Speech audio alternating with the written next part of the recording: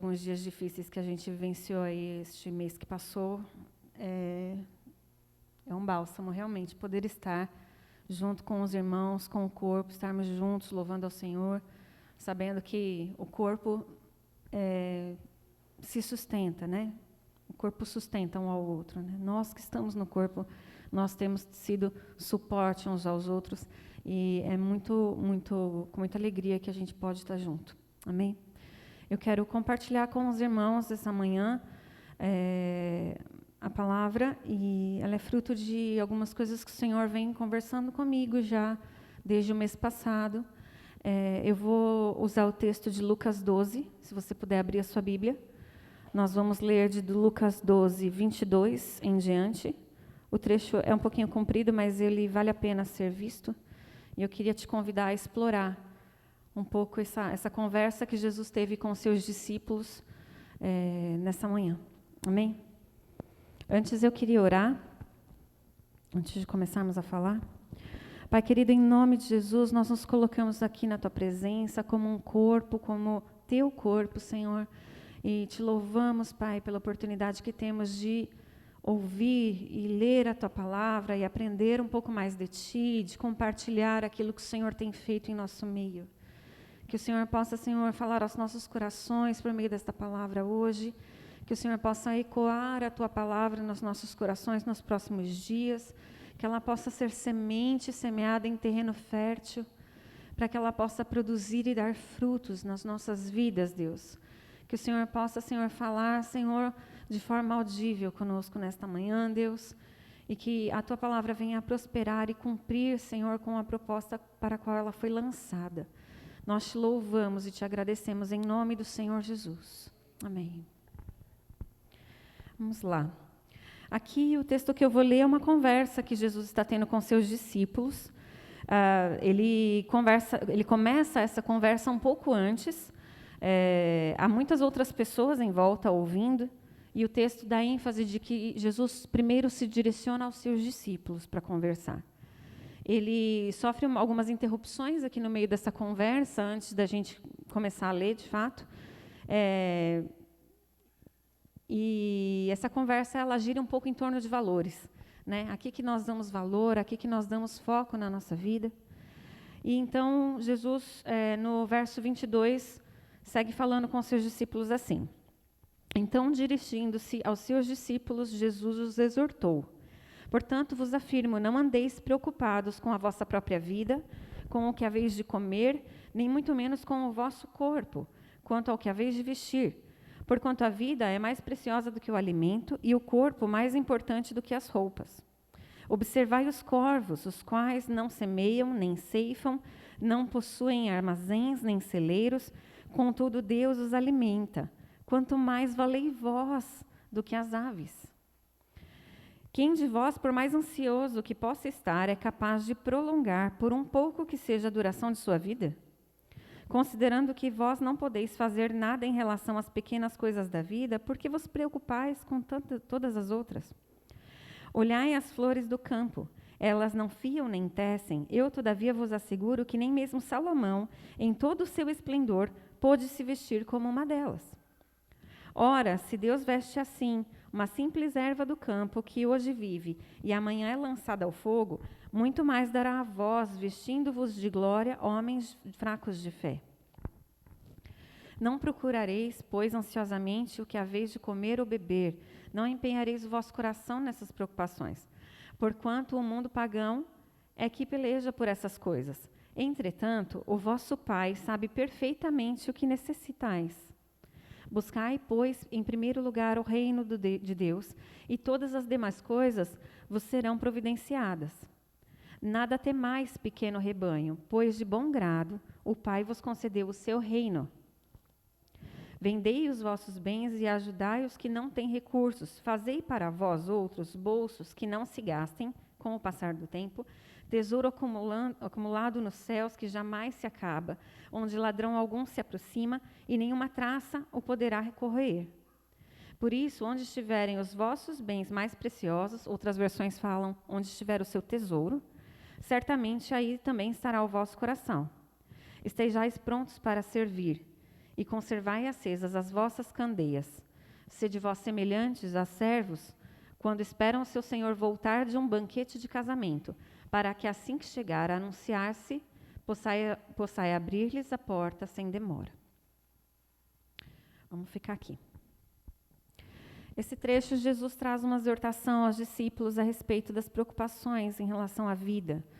Algumas preocupações parecem coisas rotineiras, né, diárias, mas nós sabemos que as nossas preocupações muitas vezes extrapolam as coisas da vida diária, né? Elas abarcam questões às vezes muito complexas, muitas delas às vezes que nós não podemos resolver, mas mesmo assim nós insistimos em nos preocupar com elas, né, sem às vezes ter uma solução nas nossas mãos. Tem um autor que recentemente eu li, ele falava a respeito de manter o foco. E ele falava que o diabo ele é muito astuto, porque ele pode tentar te tirar do foco, que é Cristo, de várias formas. Às vezes ele vai tentar te fazer acreditar que Deus não existe, ou ele vai te fazer acreditar que Deus não é poderoso, que talvez ele seja muito mais poderoso do que Deus, o que não é real. Mas existe uma outra forma que é muito mais sutil, que o diabo usa para nos distrair da presença de Deus, do foco que é Cristo, que são as preocupações da vida. As rotineiras, as do dia a dia, sabe? Aquela que você fala, poxa, fiquei sem faxineira hoje, poxa, vou ter que limpar a casa sozinha.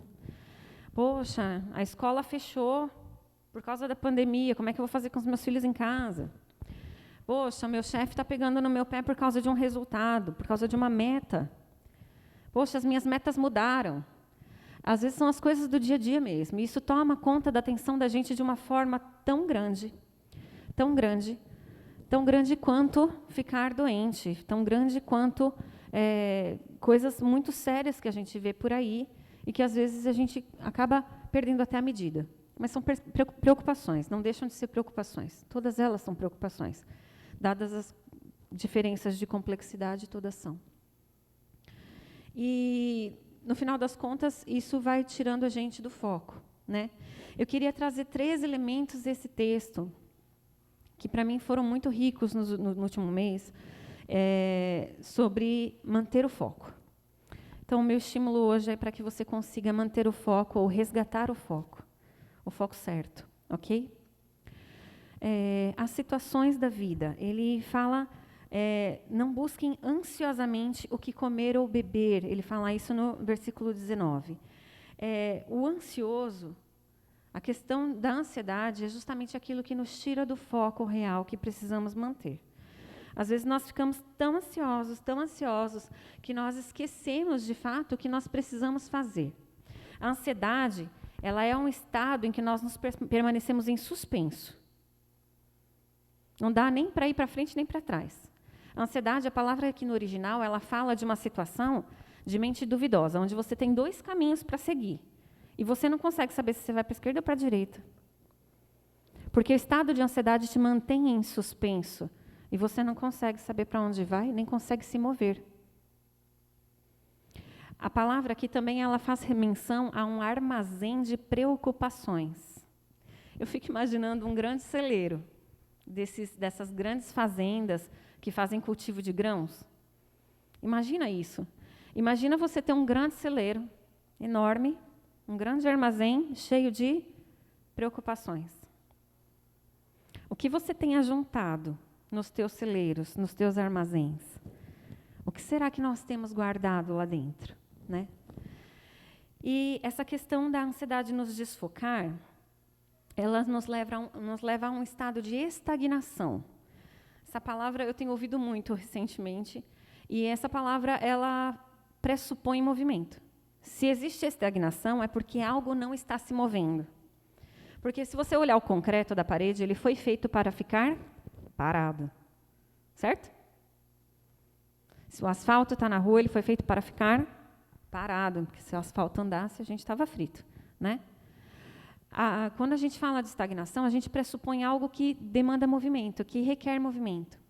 E a vida que Deus nos preparou, a vida que Deus nos propõe, a vida que Ele tem para a gente hoje, não ontem, não amanhã, hoje, é uma vida de movimento.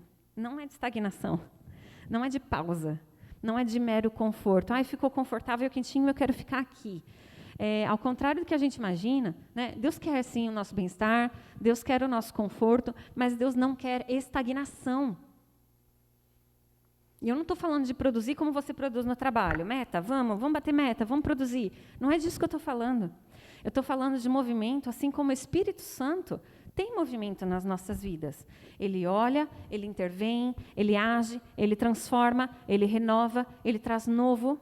A palavra diz, nós somos feitos novos. Isso é ação. Certo? Então, quando a gente fala que estamos estagnados, eu estou dizendo que alguma coisa não flui. E não é isso que o Senhor tem para a gente. Ele tem algo para as nossas vidas que continuamente está fluindo. A criação inteira é assim, se você for ver. Quando você faz um machucado no joelho, acho que é um dos exemplos mais ilustrativos para mim. Eu sou da área de saúde, então eu não tenho como não pensar nisso, né? Quando você machuca o seu joelho, ele inflama. Nem que seja uma inflamação pequena, mas ela inflama. A inflamação ela é necessária para avisar para o seu corpo que houve dano. Se houve dano, precisa de reparo. Então, o teu corpo começa a ser sinalizado para que ele possa produzir novas células.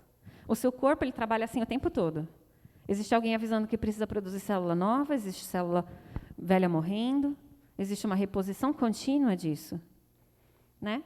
Então, nós mesmos fomos criados assim. E a palavra de Deus fala que nós fomos criados à imagem e semelhança de Deus. Logo, há movimento. E o que o Senhor não quer para você é estagnação. Ok? E essa estagnação, ela desfoca. Ela te tira do propósito. Ela te tira do caminho. Você não está mais lá caminhando rumo a um lugar específico. Você para. E não é isso que o Senhor tem para nossas vidas. Amém? E aí, seguindo o texto, ele vem falar que ao Pai, foi do agrado do Pai vos dar o reino. Ele tem a provisão para as nossas vidas. E eu não falo só de provisão material, queria que você não reduzisse a essa questão quando nós falamos de reino. Porque sim, nós precisamos de provisão material, é óbvio, né? Nós nascemos, crescemos, fomos educados para que a gente possa trabalhar e produzir e ter renda, né, e suprir as nossas necessidades. Mas quando ele fala disso, ele está falando que Deus tem provisão, se agradou ao Pai prover tudo isso para você. E ele fala, buscai o reino primeiro antes das demais coisas, e aí elas vão sendo acrescentadas. Existe uma questão que espiritualmente gera no natural. Né? Isso que o Geiel comentou agora, quando ele orou a respeito do dízimo, é uma realidade muito grande. Ele honrou o nome do Senhor, ele honra com a palavra, ele obedece. Ele tem um posicionamento bíblico que a palavra de Deus ensina para ele. E quando ele se posiciona conforme a palavra indica, a vida dele também é honrada. E aquilo que ele precisa é trazido. Talvez ele nem imaginasse o quanto ele ia precisar do curso que ele fez. E ele sabe do que eu estou falando. Talvez ele nem fizesse ideia. Porque o lugar onde ele trabalhava, ele estava um pouco estagnado, não estava, Geiel? Né? E o que ele está vivenciando hoje, junto com outros profissionais, é um frescor para o ambiente de trabalho dele. E é um frescor que é necessário na área da saúde. Porque o novo tem que chegar. Né? E o Senhor está usando a vida dele hoje para trazer o que é novo. Como já usou outras vezes, eu tenho certeza disso. E aqui eu quero dar um testemunho, eu quero honrar a vida dele, porque eu trabalhava no hospital ao lado do dele. E eu recebia muitas pessoas para trabalhar no hospital, onde eu trabalhava. Eu fazia a admissão dessas pessoas, treinamento. E o que eu conheço de gente que fala, você conhece o Geiel? Se a pessoa não falasse para mim, eu já ia perguntando depois de um tempo, né? Você conhece meu cunhado? Por quê? Porque a gente vê o impacto que as pessoas que honram o nome do Senhor, obedecem, conseguem gerar no ambiente onde elas estão. O Geiel não é a especial ou a estrela deste mundo. Ele é a figura de Cristo na Terra. E é isso que o Senhor quer de nós. Que sejamos a figura de Cristo. Desculpa pegar você como exemplo assim de sopetão. Mas é importante isso. Então, este movimento que existe na vida do cristão, na palavra de Deus, na manifestação do Espírito, traz esse frescor, traz o novo, né? E aí, no texto, ele fala, busquem em primeiro lugar isso e as demais coisas serão acrescentadas. E, às vezes, você não enxerga essas demais coisas sendo acrescentadas com os seus olhos naturais, mas elas vêm à luz ao seu tempo certo, né? E geram seus frutos que devem gerar. E ele fala, não temam, foi do agrado de Deus, do agrado do Pai, dar isso a vocês. Eu queria trazer duas palavrinhas importantes que estão nesse verso aqui, que é o verso 32. Em algumas versões está um pouquinho diferente de outras, mas a minha versão, uma das versões que eu li, ela fala que foi do agrado do Pai dar o reino.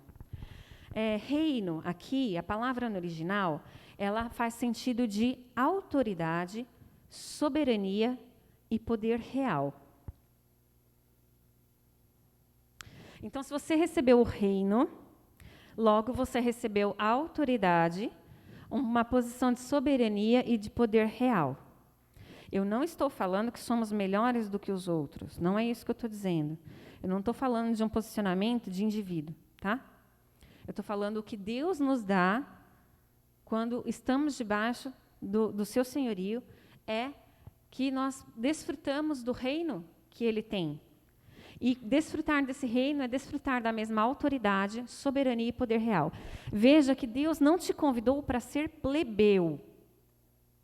Desculpa usar esse termo, ele é um pouco antigo, né? Mas pensa assim lá na Inglaterra, que é um dos países que a gente melhor conhece, que tem um exemplo de família real. Tudo bem? Você não mora na Inglaterra e é um cidadão. Deus te convidou para ser da família real. Logo, você também tem os mesmos direitos e deveres que uma família real tem. Óbvio que se você for olhar para a família real lá na Inglaterra, hoje você vai descobrir que eles têm uma vida bem diferente, né? Em termos de vida social. Eu duvido que a rainha vá ao mercado da esquina na hora que ela quer, né? Isso não acontece. Porque existem certas situações, de preservação da vida deles, né? Então, a gente vê isso acontecendo. Mas existe, junto com isso, com essa preservação, as responsabilidades e a representatividade que esta família carrega, né? Então, eles são a autoridade dentro do país, mesmo que ela seja compartilhada com os demais políticos, ela é autoridade. E eles têm uma figura tão representativa que as pessoas amam a família real, né? Talvez você não olhe para isso na televisão e você não entenda, porque nós não vivemos isso no nosso país. Mas as pessoas daquela nação, elas amam aquela família, né? E eles têm uma carga de responsabilidades. Responsabilidades para com o país, para com a sociedade e para com eles mesmos. Eu fiquei sabendo recentemente que nem no mesmo avião eles viajam. Você sabia disso? Nem no mesmo avião eles podem viajar quando eles viajam. Eles sempre viajam em aviões separados, justamente para que eles possam continuar. Se acontecer alguma coisa com alguém, não acontece com outro, né? Então, existe um compromisso desta família para com o papel que ela cumpre. E isso se perpetua. E existe uma finalidade também, eu já chego na finalidade. Mas quando Deus te chama como filho e se agrada em te dar o reino, é isso que Ele está te dando. Ele está te dando autoridade, soberania e poder real para quê? Para representar o reino, para viver uma vida de sacerdócio. Fomos chamados a ser sacerdotes reais, não é isso que está escrito? Né? Para viver uma vida de responsabilidade e compromisso para com o reino. Então, é muito importante a gente entender que Deus não nos deu o reino para que a gente vivesse no oba-oba. Tem um porquê. É porque Ele quer te dar o melhor, mas Ele também quer ser através de você, para estabelecer o reino dEle para aqueles que estão perdidos. E a outra coisa que eu acho muito interessante desse verso é que ele fala que o Pai se agradou em dar o reino. Então eu entendo que dar o reino está vinculado a uma relação que você vai ter de paternidade com Deus. Ele te fez filho dele quando ele te resgatou. Quando você aceitou a Cristo, você se tornou filho. E nesta nova relação de paternidade, você ganha intimidade com Deus. E isso é ser discípulo de Cristo. Porque você chega a Deus através de Cristo. Cristo é o caminho. Então, se você vive essa relação de paternidade, você tem também vinculado a isso, a relação de estar na família de Deus, de viver o reino, de ser do reino, de ser representativo no reino. Amém? Então, existe algo diferente aqui. Por que eu estou falando isso? Quando a gente fala que Deus se agradou em nos dar o reino, em nos prover, em nos abarcar a família dele, a sermos filhos, ele está dizendo, buscai o reino e as demais coisas vão ser acrescentadas. Então, aqui é onde se corrige o foco. O nosso foco se corrige quando eu estabeleço uma relação saudável de paternidade com o meu Deus. Quando eu sigo a Cristo como discípulo. E quando eu assumo a postura de representatividade do reino. Então, não é aceitar Cristo e acabou, né? A gente corre muito risco, eu acho que isso é para todo mundo, não vou dizer que existem pessoas, porque eu acho que todo mundo corre o mesmo risco, de cair numa rotina, numa religiosidade de vida, em que a gente se converteu, aceitou a Cristo e segue a vida, e vai vivendo a vida, e a gente fica nesse lado das ansiedades, né? Eu vou seguindo a vida, eu sou dono da minha vida, eu cuido da minha vida, eu decido pela minha vida, eu quero viver a vida do jeito que eu decido. E aqui a gente está vivendo desfocado. Você pode até ter tido a decisão um dia de aceitar a Cristo como seu Senhor e Salvador, mas quando você vive, você não está representando isso, você não está mostrando isso. Você não está fazendo disso algo real. Mas quando você fala assim, eu estou debaixo da paternidade de Cristo e do seu senhorio, aí sim eu começo a mudar o meu padrão de vida. Porque eu aceitei viver como reino. E quando eu aceito mudar o meu padrão de vida, as minhas condutas, a minha forma de decidir, a minha forma de pensar, porque a minha forma de pensar agora está aqui, é pautada pela palavra de Deus. Então, se eu aceitei a Cristo e não tento conhecer a Deus, eu não consigo mudar a minha vida para quem é do reino. Eu não mudo a minha mentalidade, eu não mudo as minhas emoções, eu não mudo as minhas decisões, a minha palavra, a minha forma de viver. Então, para isso, precisa ser discípulo. Precisa seguir a Cristo. Entendem? É muito importante que a gente entenda que quando a gente vive essa vida de ansiedade, a gente está vivendo desfocado. E talvez a gente esteja vivendo longe do que a palavra nos traz. Talvez te falte conhecimento da palavra, ou talvez você esteja se esquecendo dela. Por isso que a vida de comunhão com Deus ela é tão importante. Para que a gente se relembre qual é a forma de pensar e de agir do reino, que é o que está na Bíblia. Amém? E aí ele fala, vendei os vossos bens, né? Ele fala para que a gente entesoure coisas eternas. No verso 34, ele fala, onde está o seu tesouro, ali também estará o seu coração. E aí, tesouro aqui, eu achei muito interessante. Eu fui procurar o original da palavra. Aí, tesouro também fala de armazenar. Assim como em ansiedade fala de armazenar preocupações, a palavra do original que fala de tesouro também fala de armazenar. Então, o que estamos armazenando quando estamos no reino é diferente. Nós estamos entesourando coisas eternas. E aí, para alguns, pode ser muito abstrato isso, né? Pensar que estamos entesourando coisas eternas. O que são coisas eternas? Né? Quando nós somos representativos do reino, nós estamos levando Cristo aos outros. nós estamos levando a possibilidade de eternidade, de uma vida com Cristo, de estarem religados a Cristo. Isso também é entesourar coisas eternas. Quando nós somos representativos do reino, eu vou repetir. Quando nós representamos o reino, porque somos do reino, vivemos debaixo da autoridade e soberania de Deus e, portanto, também vivemos em autoridade. Nós temos a oportunidade de mostrar ao mundo quem Deus é. E o mundo poder também alcançar a mesma filiação em Deus que você vive. Isso é entesourar. Entre outras coisas, isso é entesourar. E aí, por fim, ele vem falar, na sequência, estejais prontos para servir. É a sequência da mesma conversa, não mudou nada aqui, ele não mudou de assunto. Ele só dá a sequência do que é o estabelecimento do reino dele. Estejais prontos para servir. Estejais prontos para servir e conservem acesas as vossas candeias. Eu entendo que nesse momento é o que a gente atinge a finalidade de estar no reino, de receber o reino.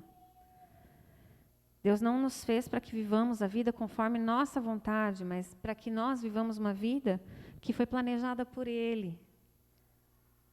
E aí, eu acho que quando eu era adolescente, eu pensava assim, nossa, eu estou sendo cerceada, eu estou sendo limitada nas minhas vontades.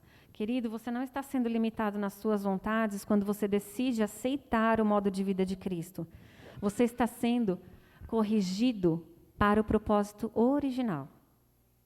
Você está sendo redirecionado para o propósito original. E ele é bom, ele é perfeito e ele é agradável. Não quer dizer que ele seja fácil, ele requer sacrifícios. Mas tudo na tua vida eu tenho certeza que requer algum sacrifício. Até crescer. Para a criança amadurecer, é difícil e é natural. Certo? Quando você estudou sua faculdade, ou estudou o seu ofício, o seu trabalho, você também fez sacrifícios. Quando você se tornou pai e mãe, você também fez sacrifícios. A vida da gente é permeada por isso. Por que não optar por viver os desafios e os sacrifícios dentro do foco corrigido, dentro da proposta original, que era a proposta de Deus para as nossas vidas? É muito melhor, porque aqui eu tenho certeza que tem garantia de sucesso lá no final. Tem uma garantia de que lá no final está tudo certo, porque eu estou debaixo da vontade de Deus e é para Deus que você vai. Amém? E aí ele fala de manter as suas candeias acesas. Ele fala de um servo que ele é preparado, né? Ele fala lá no versículo 36, sede vós semelhantes aos servos, quando esperam seu senhor voltar de um banquete de casamento, para que assim que chegar e anunciar, se possa abrir-lhe a porta sem demora. Veja que quem foi para o banquete de casamento não foi o servo. Ele está esperando o seu senhor chegar. E ele está esperando pronto. E aí, quando eu vejo ele falar das candeias acesas, eu me lembro do texto que fala das virgens, que elas têm que esperar com suas candeias acesas. Isso me fala de uma continuidade, de uma persistência, de me manter dentro do foco. E isso se reflete nas nossas ações de vida contínua com Deus. Nas nossas ações onde a gente continua conhecendo a Deus, continua deixando Deus nos mostrar quem somos e continua deixando o Espírito Santo, continua a deixar o Espírito Santo agir nas nossas vidas e trazer transformação. Viu como existe constante movimento? O servo ele está aqui pronto, preparado, e ele permanece assim. Ele permanece assim. Justamente para a espera do seu Senhor. Então, quando Deus nos chama a sair de uma vida de preocupações, Ele está nos chamando a corrigir o nosso foco. E a gente corrige o nosso foco quando a gente vive debaixo do reino, dentro do propósito do Senhor. vivendo sim uma vida de representatividade do reino, uma vida de autoridade, uma vida onde há um mover contínuo do Senhor em nós e através de nós. E justamente com a missão de servir. Como nós vamos servir? Isso cabe ao Senhor trazer para nós. A palavra nos traz formas de servir, e talvez você aprenda a servir de uma forma mais peculiar, individual. Às vezes você pode servir com o seu trabalho, mas o propósito lá, a meta, o alvo, sempre vai ser o único, que é trazer o reino, é representar o reino. E aí nós temos que nos lembrar que nós precisamos manter as nossas candeias acesas. Nós precisamos manter o foco. E manter a candeia acesa nos ajuda a ajustar o foco quando ele quer dar uma fugida. É fácil a gente perder o foco no dia a dia, não é difícil não, irmãos. Não é nada difícil. As coisas que nós vivemos, as pessoas com quem nós nos relacionamos. Às vezes, para manter o foco, você vai ter que se deixar de se relacionar com uma pessoa. Já parou para pensar? Porque aquela pessoa te tira do foco constantemente. Às vezes, para ajustar o foco, você vai ter que se preservar de algumas ações. Às vezes, para ajustar o foco, você precisa passar a ter uma vida um pouco mais próxima do Senhor e da palavra de Deus. Mas o que o Senhor quer é que você seja do reino, porque ao Pai agradou dar o reino. Nós somos tão importantes, mesmo sendo pecadores, sendo falhos, tendo uma vida, às vezes, vivida de forma torta. Deus nos ama de um jeito tão significativo, tão especial, tão único, que Ele se agradou em dar tudo que Ele tem para seus filhos. Veja que o teu valor excede o de todas as outras coisas que foram criadas. Então, o propósito é esse. A intenção é que você cumpra este propósito. Quando eu era criança, a gente ouvia na escola dominical assim que a criação inteira louva ao Senhor. E eu ficava assim, como é que a criação louva ao Senhor? Criança, né? Aí você fica idealizando milhares de coisas. Aquela coisa bem imaginativa, né? E toda a criação, ela faz isso, ela louva o Senhor. A criação, ela foi feita para evidenciar quem Deus é. Este é o propósito. Ela louva ao Senhor quando ela cumpre o seu propósito. Então, quando a chuva cai, ela está cumprindo o propósito de regar a terra. Tudo que foi criado com propósito. Deus não fez nada assim, vamos ver se esse aqui dá certo. Tudo bem. Não. Fez porque é bonitinho. Não. Tudo que Deus fez com um propósito. A sua vida também. Né? A gente louva ao Senhor, a gente exalta ao Senhor quando a gente cumpre com o propósito para o qual a gente foi criado. Que você possa ter isso em mente. Por fim, eu queria colocar uma coisa muito importante. Hoje de manhã, o Espírito Santo veio me lembrar disso. Filipenses 3. Acho que está aberto aqui. Filipenses 3, 13. Um pouquinho antes. Paulo está falando aos Filipenses e ele fala sobre a vida que ele vivia, e ele descobriu que viver com Cristo faz com que tudo que ele viveu antes fosse realmente pequeno, tornasse sem valor. Sem valor. Ele entendeu que estar com Cristo superava o valor de qualquer outra coisa que ele já tinha visto. Né? E aí ele fala, não que eu já tenha conquistado tudo o que eu precisasse conquistar em Cristo, mas ele fala no verso 3, esquecendo-me das coisas que para trás ficam e avançando para as que estão adiante de mim, apresso-me em direção ao alvo, a fim de ganhar o prêmio da convocação celestial de Deus em Cristo Jesus. Esquecendo-me das coisas que ficaram para trás, prossigo para o alvo. Às vezes, o que nos desfoca não é só as coisas que nós vivemos no presente, mas as que estão na nossa história. É fácil você pensar isso quando você fala assim, um arrependimento, uma coisa que eu vivi não deveria ter vivido, eu tenho que me esquecer do velho homem, né? A gente usa muito esses termos. ou a pessoa que vive muito presa a situações que aconteceram no passado, né? Pessoa que não esquece, não perdoa. Existem essas questões, mas eu queria trazer um ponto de alerta a você, querido. Quando Deus te propõe uma nova forma de viver, ela fica pautada em novas bases, que é a Bíblia. Quando você se converteu, e aí eu vou falar isso isso serve para quem nunca esteve numa igreja na vida, ou até para aqueles que cresceram na igreja. Nós, muitas vezes, somos formados com os conceitos errados. Nós aprendemos desde pequenos conceitos que não são aqueles que o Senhor quer que nós sigamos. Princípios de vida, formas de pensar. E aqui eu entendo que Paulo está falando disso também.